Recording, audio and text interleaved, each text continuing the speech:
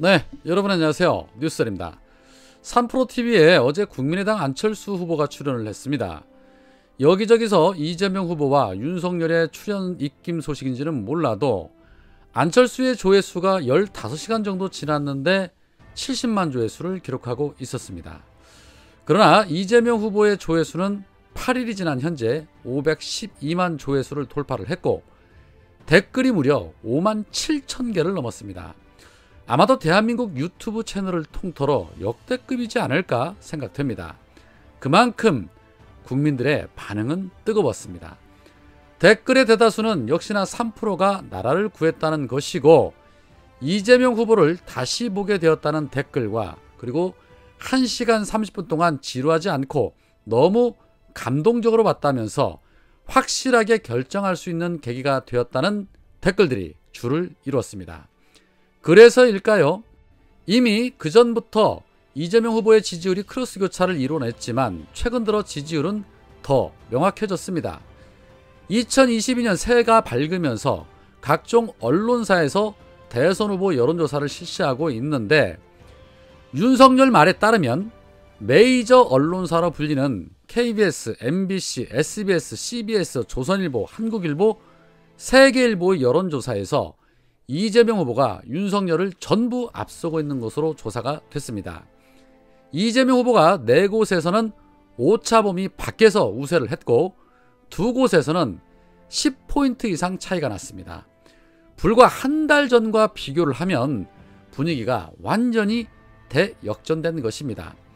이미 윤석열이 국임당의 대선 후보로 선출이 되면서부터 충분히 예상되었던 바죠. 윤나땡이니까요.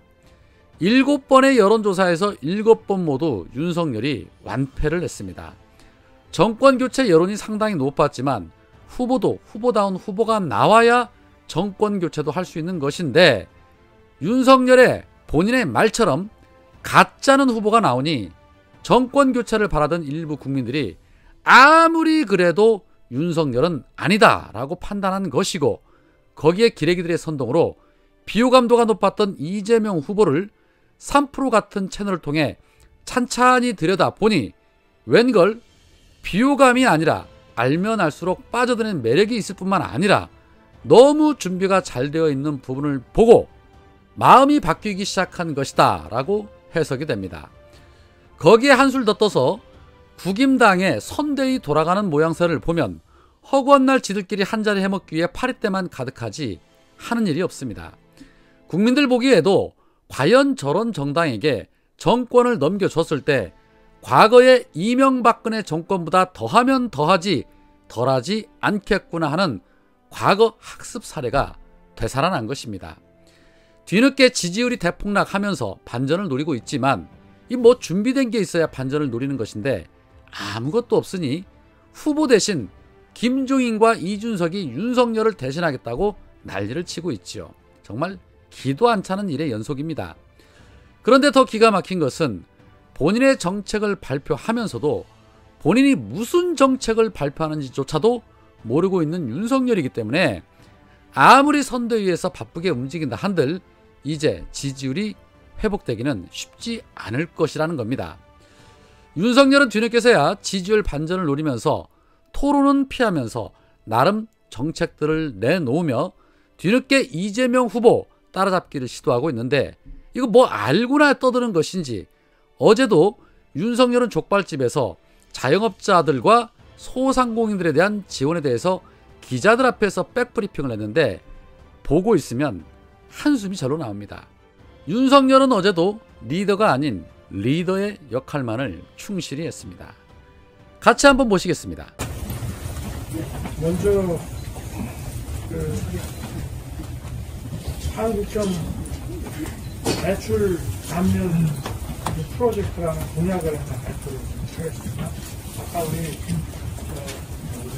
소상공인 자영업자 분들하고 얘기했던 그분들이 공약과 정책을 소비자이기 때문에 다시는 못 들었는데 공식 이름은 한국형 반값 임대료 프로젝트입니다.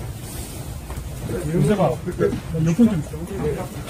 한국형 반값 임대료 프로젝트. 우리가 이제 아까 제가 그동안 발표를 했고 아까 우리 소상공인 자영업자분들에게 말씀드린 거는 영업 제한으로 인한, 공영 제한으로 인한 피해를 보상하는 손실 보상 개념이고요. 이거는 지금 향후에 지금 자영업을 계속 해나가는데 필요한 자금을 대출을 해주는 겁니다. 대출을 해주는데 이 대출금이 임대료와 공과금으로 사용된 것만 확인이 되면 그 임대료와 공과금 사용으로 확인된 금액에 대해서는 50%를 나라에서 책임지는 거예요.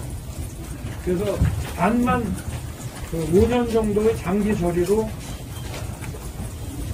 변제를 하면 되고 나머지는 그러니까 임대료와 공과금의 50%는 정부 재정으로 대신 변제가 50%만 받게끔 하는 한국형 반값 임대료 임대료 프로젝트. 근데 이게 사실 임대료가 줍니다. 임대료가 주고 우리가 지금 임대료를 깎아주면은 임대인에게 또 세액 공제해 주는 것도 있잖아요. 근데 이거는 대출금을 먼저 대출을 해주고 그리고 이 대출금은 다양한 용도에 쓸 거 아니겠어요. 뭐 재료를 사온다든지 뭐 이런 다양한 데 쓰는데 이게 그 임대료에 쓰인 경우에는 그 임대료로 쓰인 부분의 50%는 나중에 원리금 면제할 때 면제를 해주고 그 부분은 국가 재정을 투입한다는 뜻입니다. 그러니까 그리고 이거 한번 더 읽어볼까? 그래서 소상공인 자영업자에게 정부 보증으로 먼저 대출을 해준 뒤 임대료와 공과금을 대출 상환 금액에서 50% 그죠? 다 하는 건 아니에요. 우리가 아까 50이라고 했어요. 50%를 제외해주는 한국형 대출 감면 프로그램 도입을 실시할 것입니다. 그리고 임대료와 공과금의 대출금이 사용될 경우 3년 후 거치기간 종료 시점에 대출금의 반을 면제해드리고 그러니까 3년간입니다. 그러니까 나머지 반만 5년간 저리로 분할상환하는 그런 제도라 이거는 그냥 사후 보상이 아니라 사전 지원 개념입니다.